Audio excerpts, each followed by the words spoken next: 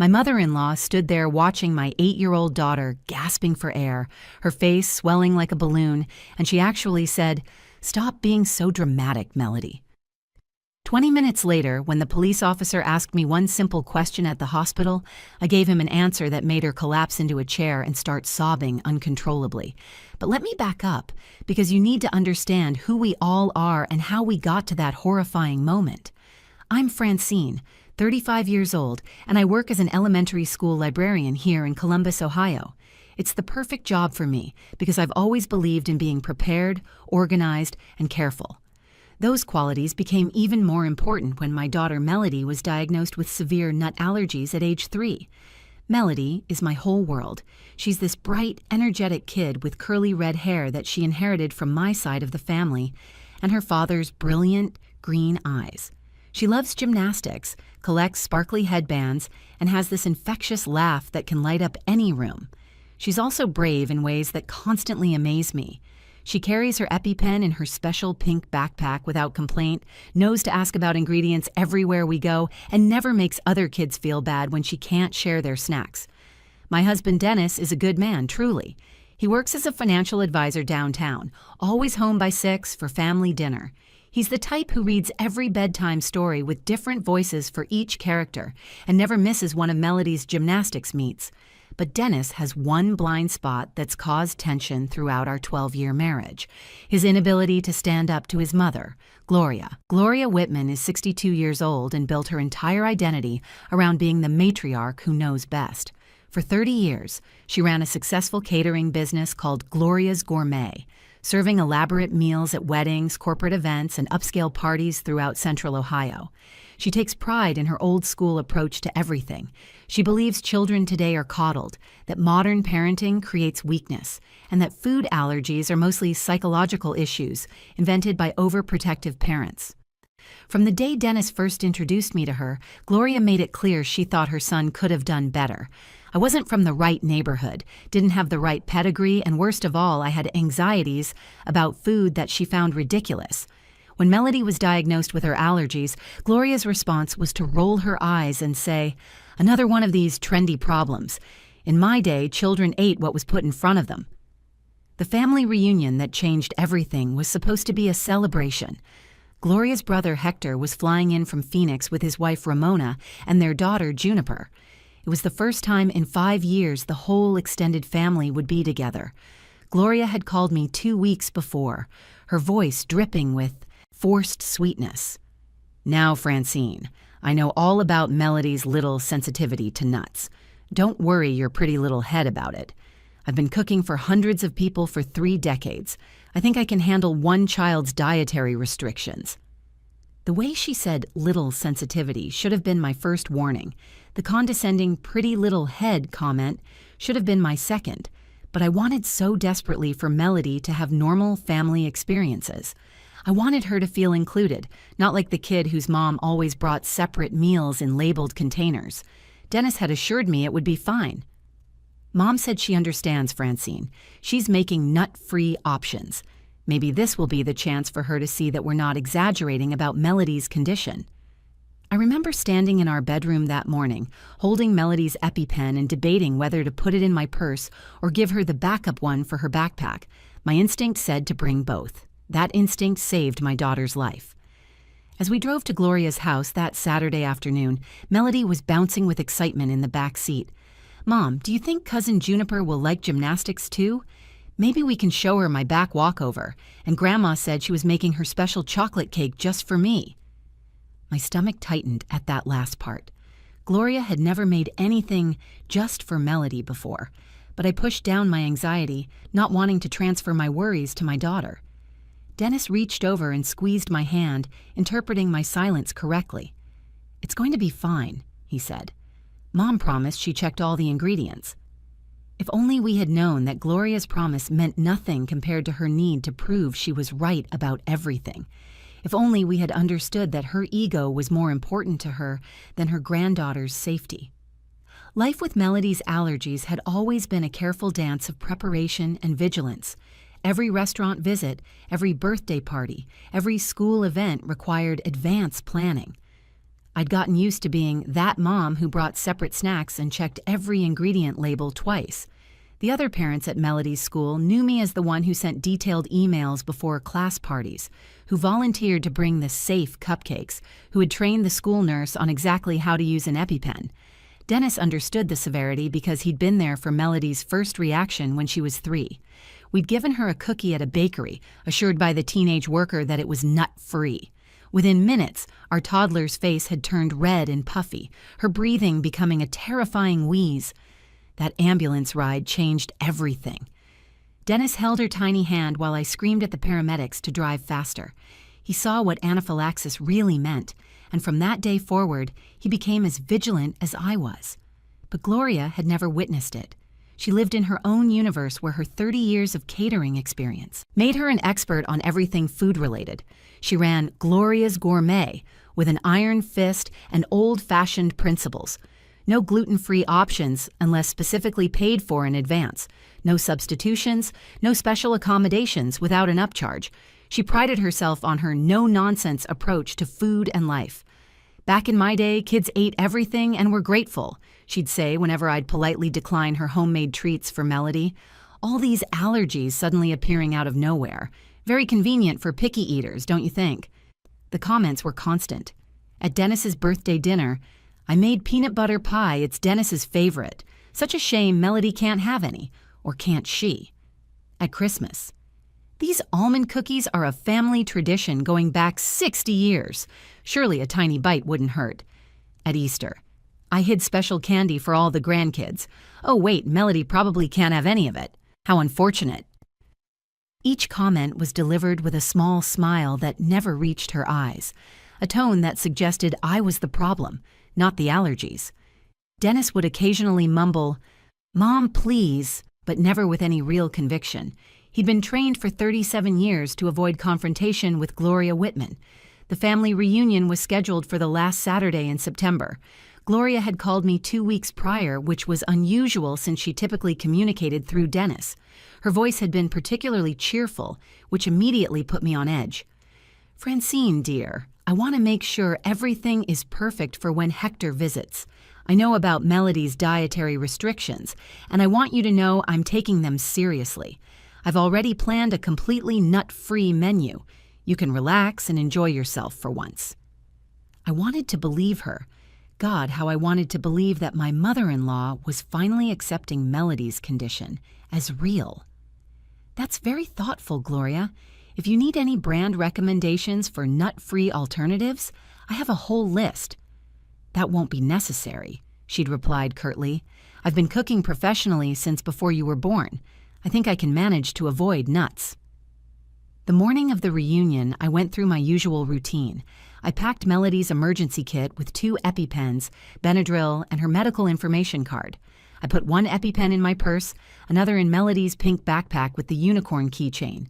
I even threw in some safe snacks just in case, though Dennis saw me and frowned. "Francine, Mom said she's handling it. Bringing our own food will just insult her." "I'd rather insult her than risk Melody's safety," I replied, but I could see the exhaustion in his eyes. The constant navigation between his mother and me was wearing him down. "Can we just try to have one normal family gathering?" he asked. "Mom promised. She used the words, nut-free. She understands." Melody bounced into our room at that moment, already dressed in her favorite purple dress with the twirly skirt. "Is today the day I meet Cousin Juniper? Daddy said she's exactly my age, 8 3/4. "That's right, sweetheart," Dennis said, scooping her up, "and Grandma's making special food just for you." "Really? Grandma never makes special food for me." Melody's face lit up with such pure joy that my heart ached. This was what I'd wanted, for her to feel included and loved by all her family members. As we loaded into the car, I made one last check of my purse. EpiPen, Benadryl, insurance cards, hospital directions programmed into my phone. I was ready for an emergency I desperately hoped would never come. But that sick feeling in my stomach, that maternal instinct that had never failed me, was screaming that something was going to go wrong. The party started beautifully. Gloria's house was decorated with family photos spanning decades, including ones of Dennis as a gap-toothed child and their family's old catering storefront. The September sun streamed through the windows, casting warm light on the polished hardwood floors. Melody was thrilled to meet her cousin Juniper, Hector's daughter, who was exactly her age. They bonded instantly over their shared love of gymnastics and spent the first hour showing each other cartwheels in the backyard while the adults caught up. "Your daughter is wonderful," Ramona, Hector's wife, said to me as we watched the girls play. She was a pediatric nurse at Phoenix Children's Hospital, and her warm demeanor immediately put me at ease. Juniper's been so excited to meet her cousin. She doesn't have any family friends her age back home. Gloria bustled around in her element, directing everyone like she was catering one of her high-end events.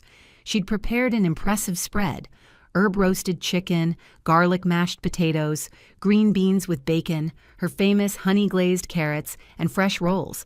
The dining room table was set with her best china, the kind she only brought out for special occasions.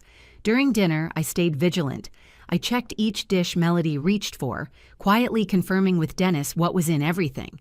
Gloria noticed my careful observation and her lips pursed slightly, but she said nothing. The meal was delicious, I had to admit. Gloria knew how to cook, and for once, everything seemed safe. Melody ate happily, laughing with Juniper about their matching sparkly headbands and making plans to become gymnastics pen pals. "The food is wonderful, Gloria," Ramona complimented. "You must share your recipe for these carrots." Gloria beamed, her chest puffing with pride. "It's all about using real ingredients. None of this processed nonsense everyone relies on these days. Real butter, real cream, real flour. That's the secret." Then came dessert time. Gloria stood up with great ceremony. "Now, I've prepared something special. My grandmother's chocolate torte recipe, passed down through 3 generations. She disappeared into the kitchen and emerged carrying a magnificent chocolate torte, 3 layers tall, glossy with dark chocolate ganache, and decorated with what looked like crushed almonds on top. The sides were dusted with what appeared to be almond flour, giving it an elegant, professional finish. My heart stopped. "Gloria, does that have nuts?" I asked, already reaching for Melody's plate. She set the torte down with a flourish. "Oh, it's just a tiny bit of almond flour in the cake and some crushed almonds on top. Barely anything, really." "Gloria, no. Melody cannot have any nuts at all. You said dinner would be nut-free." "Dinner was nut-free," she replied, her tone sharpening. "This is dessert. And honestly, Francine, a microscopic amount of almond flour mixed into chocolate cake isn't going to hurt anyone. You're creating anxiety in this child with all your hovering." Dennis shifted uncomfortably in his chair. "Mom, if it has almonds, Melody can't have it. We've been over this." "You've been over this," Gloria corrected. "I've been cooking for 50 years. I've served thousands of people. Don't you think I'd know if something was actually dangerous? This modern hysteria over every little ingredient is ridiculous." Hector tried to defuse the situation. "Gloria, why don't we just give Melody some ice cream instead?" "No." Gloria's voice rose. "I'm tired of this performance. Every family gathering, it's about what Melody can't have, what we all have to avoid, how we have to change everything for one child's supposed problem." "Supposed problem?" I stood up, my hands shaking. "She nearly died when she was 3. She carries an EpiPen everywhere she goes. This isn't a preference, Gloria. It's life-threatening." "You're both enabling this attention-seeking behavior," Gloria announced to the room. "Children learn to be dramatic when drama gets them special treatment. Watch, I'll prove it." Before I could react, before anyone could move, she'd cut a piece of the torte and held it out to Melody. "Here, sweetie. Grandma made this special for you. It's perfectly safe." "Mom, no!" Dennis shouted, finally finding his voice. But Melody, who trusted her grandmother, who was so thrilled to finally be included in something special from Grandma, had already taken a bite. She smiled at first, the chocolate rich on her tongue. "See?" Gloria said triumphantly. "She's perfectly fine, all this fuss over nothing." Then Melody's hand went to her throat. Her eyes widened in familiar panic. "Mommy, I can't breathe right." The room erupted. Juniper started crying. Ramona immediately went into nurse mode. Dennis knocked over his chair, getting to Melody, and Gloria stood there, frozen, still holding the plate with the rest of the slice, her face slowly draining of all color as she watched her granddaughter's face begin to swell. Everything moved in slow motion and high speed simultaneously. Melody's face began swelling before our eyes, her lips puffing up like balloons, angry red hives spreading across her cheeks and neck. Her breathing became a horrible wheeze, each inhale a struggle that made a whistling sound that will haunt me forever. I dropped to my knees beside her chair, my hands steady despite my terror as I pulled the EpiPen from my purse. "She's faking it for attention," Gloria said. But her voice wavered, uncertain now as she watched her granddaughter's skin turn blotchy. "This is just drama. She's scared because you all made such a fuss.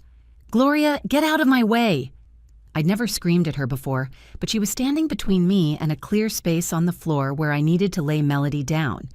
Dennis was already on the phone with 911, his voice rapid but clear. "My daughter is having an anaphylactic reaction. She's 8 years old, severe nut allergy. We're administering epinephrine now." I laid Melody on the floor, her breathing getting worse by the second. Her eyes were terrified, looking at me with the same trust she'd had as a baby.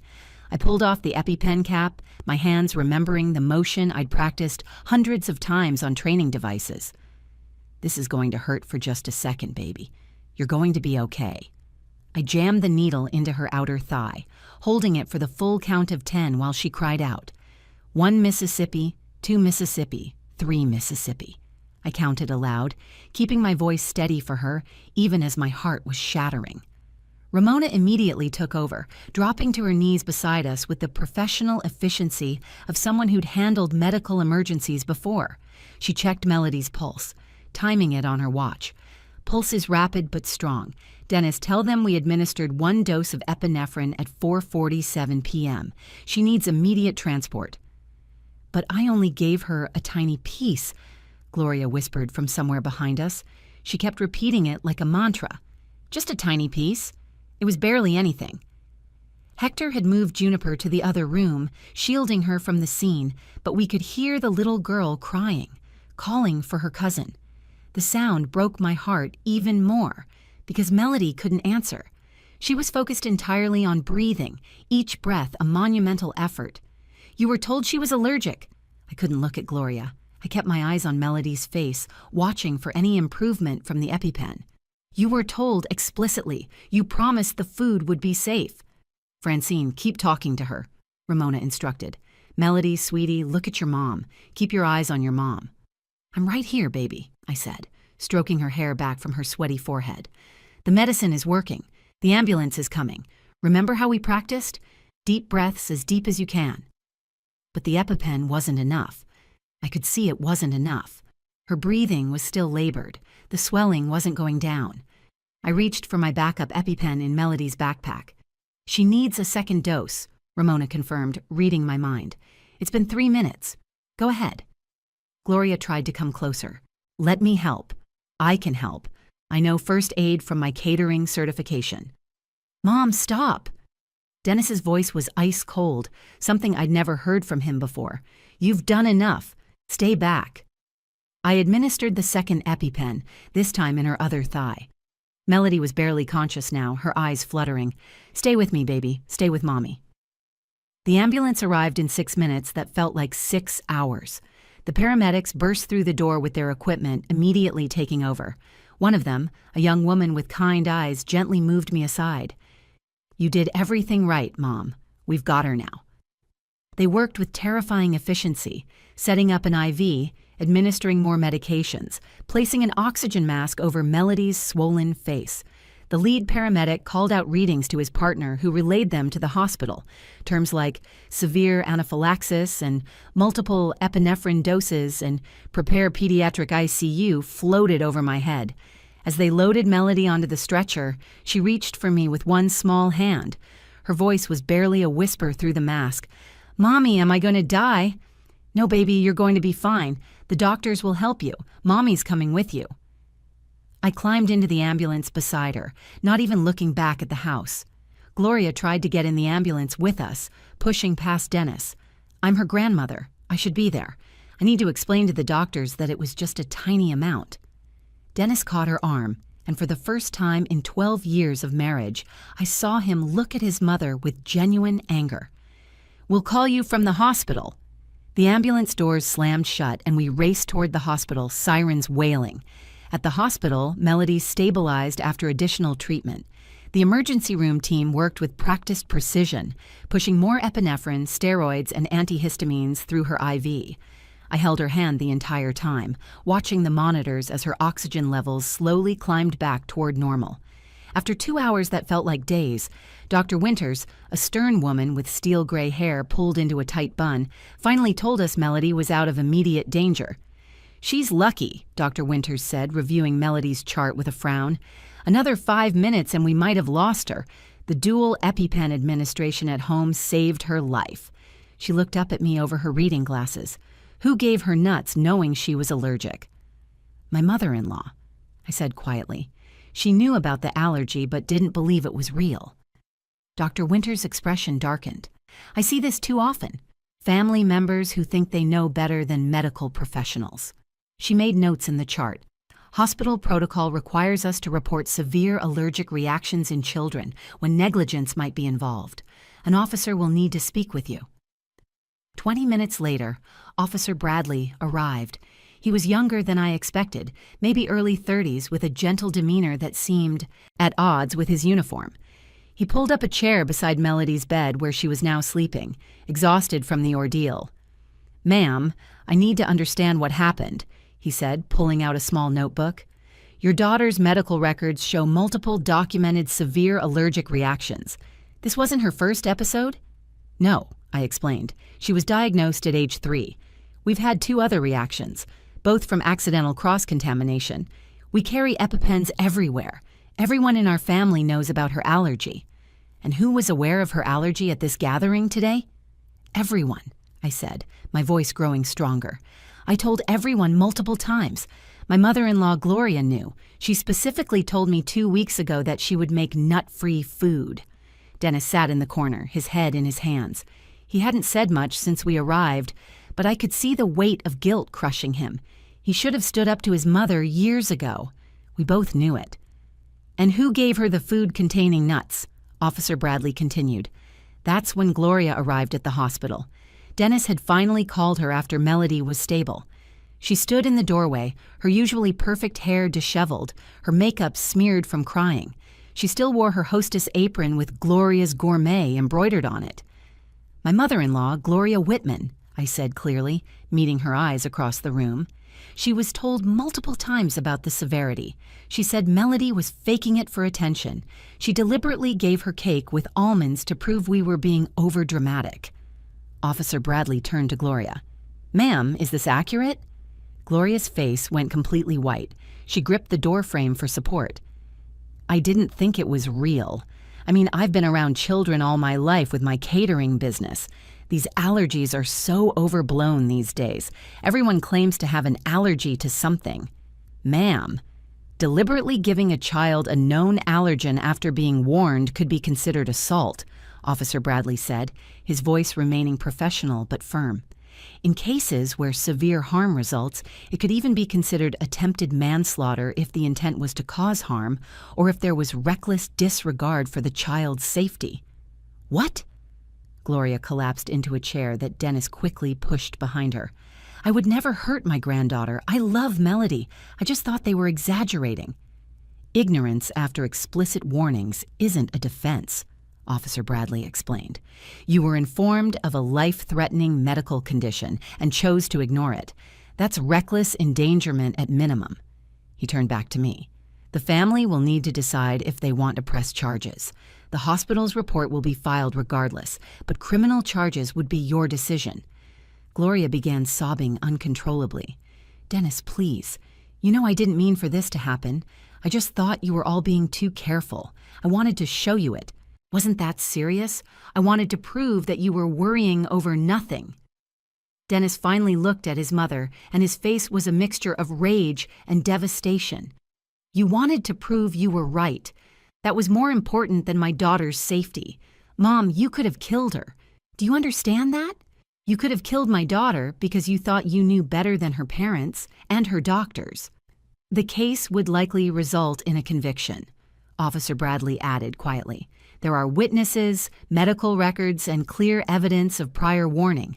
Reckless endangerment of a minor carries serious penalties. Gloria looked at me with desperate eyes. Francine, please, I'm so sorry. I'll do anything. I'll never cook for her again. I'll never question you again. Please don't send me to jail. I'm 62 years old. We didn't press charges, not because Gloria didn't deserve consequences, but because Melody needed to heal without a long legal battle. The decision tore me apart for weeks. Part of me wanted Gloria to face the full weight of the law for what she'd done. But the other part, the mother part, just wanted my daughter to recover without having to testify in court or relive that terrible day over and over again. However, our conditions for not pressing charges were non-negotiable. Gloria had to attend allergy awareness training through the hospital's education program, 8 weeks of classes that she couldn't miss. She could never prepare food for Melody again, not even a glass of water. All visits would be supervised, and she had to wait 3 months before seeing Melody at all. Dennis delivered these terms to his mother, and for once, he didn't waver when she tried to negotiate. The incident transformed Gloria in ways I never expected. She became the most vigilant advocate for allergy awareness I've ever seen. She changed her entire catering business model, getting certified in allergen-free food preparation. She now requires detailed allergy information for every event she caters and has separate prep areas for common allergens. She even offers free nut-free options for any child at her events, absorbing the extra cost herself. 6 months after the incident, Gloria asked to meet me for coffee. She looked older, smaller somehow, like the weight of her actions had physically diminished her. She pulled out her wallet and showed me a photo she kept there, one from that night that Dennis had taken earlier at dinner, Melody laughing with Juniper. "I nearly killed my granddaughter with my arrogance," she said, tears streaming down her face. "How do you forgive someone for that, Francine? How do you trust them again?" "I don't know if I fully have," I admitted, being honest for both our sakes. "But Melody loves you. She's alive. And you've changed. That has to count for something. Trust will take time, maybe years, but you're doing the work."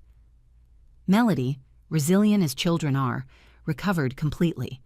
She doesn't remember much from that night, just that Grandma made a mistake with her food and that she got very sick. But she learned something valuable that even I hadn't anticipated. She learned that even people who love you can hurt you if they don't respect your boundaries, and that it's okay to be cautious with your trust. "Mom, why did Grandma Gloria not believe you about my allergies?" she asked me one day, about 4 months after the incident.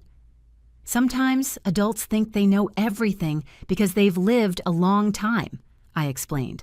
"But being older doesn't always mean being wiser. Grandma Gloria learned that the hard way." Now, a year later, Gloria carries her own EpiPen for Melody. She reads every label twice and has become an expert at finding hidden allergens in ingredient lists. At family gatherings, she brings safe desserts from allergy-certified bakeries, always with the receipts and ingredient lists to show me. The woman who once called allergies modern nonsense now corrects other people who express doubt about food allergies. Last week, at Melody's 9th birthday party, I watched Gloria explaining to another grandmother about the severity of food allergies. "Never assume you know better than a parent about their child's medical needs," she said firmly. "I made that mistake once. It nearly cost me everything that matters." Melody overheard and walked over to hug her grandmother. "It's okay, Grandma G. You learned, right?" "Yes, sweetheart," Gloria said, her voice thick with emotion. "Grandma learned." Dennis and I have grown stronger through this, too.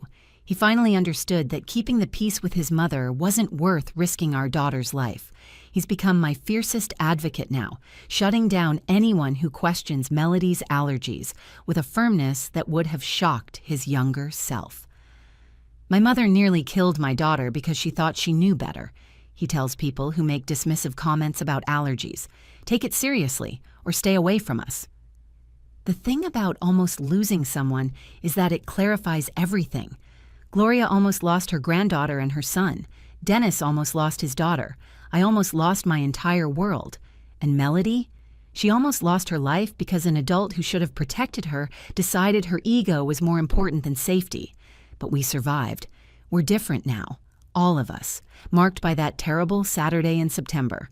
Gloria's arrogance is gone, replaced by humility and vigilance. Dennis found his voice. I learned to trust my instincts even more, and Melody knows that her safety is non-negotiable, that she never has to eat anything to be polite or to avoid making a fuss. Sometimes the worst moments teach the most important lessons. Sometimes it takes almost losing someone to truly see them. But I still check every dessert twice, because some lessons, once learned, you never forget. If you found this story meaningful, please give it a like and share it with others who might need to hear it. Leave a comment below about your own experiences with family members who didn't take health issues seriously. And don't forget to subscribe to the channel for more real-life stories that might just change the way you see the world.